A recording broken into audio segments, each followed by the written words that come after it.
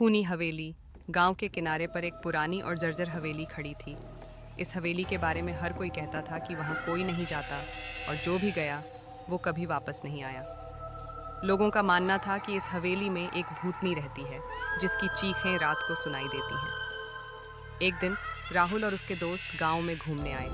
उन्होंने हवेली की कहानियां सुनी और साहस दिखाने के लिए वहां जाने का फैसला किया। गांव वालों ने उन्हें बहुत समझाया लेकिन वे मानने को तैयार नहीं थे। आखिरकार राहुल और उसके 3 दोस्त शाम को हवेली की ओर चल पड़े।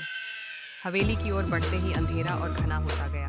हवेली की टूटी फूटी खिड़कियों से हवा अंदर बाहर हो रही थी, जिससे अजीब सी आवाजें आ रही थीं। दरवाजे पर पहुंचकर उन्होंने दरवाजा धक्का दिया। दरवाजा चरचराते हुए खुला और अंदर घना अंधेरा था। उनके मोबाइल की टॉर्च की हल्की रोशनी में धूल भरी दीवारें और टूटे फर्नीचर दिखाई दे रहे थे। क्या तुम सच में यकीन करते हो कि यहाँ कुछ है? मोहित ने घबराते हुए पूछा। राहुल ने उसकी बात को अनसुना कर दिया और सीढ़ियों की ओर बढ़ा। जैसे ही वे ऊपर जाने लगे, उन्हें लगा कि पीछे कोई उनका पीछा कर रहा है। वे रुक कर पलटे, लेकिन वहाँ कुछ नहीं था। अचानक हवेली के अंदर से एक जोरदार चीख सुनाई दी, जो उनके रोंगटे खड़े कर देने वाली थी। ये क्या था? सोनू ने कांपते हुए पूछा। राहुल ने अपने डर को छिपाते हुए कहा, शायद हवा का असर है, चलो ऊपर चलते हैं। जैसे ही वे ऊपर पहुंचे, एक कमरा बंद पाया।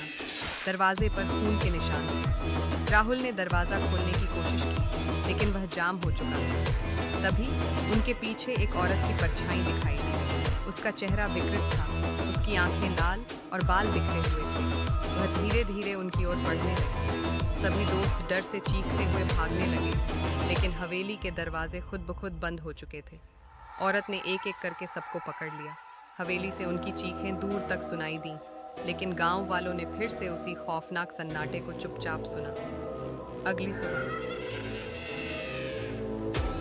हवेली के पास से गुजरते लोग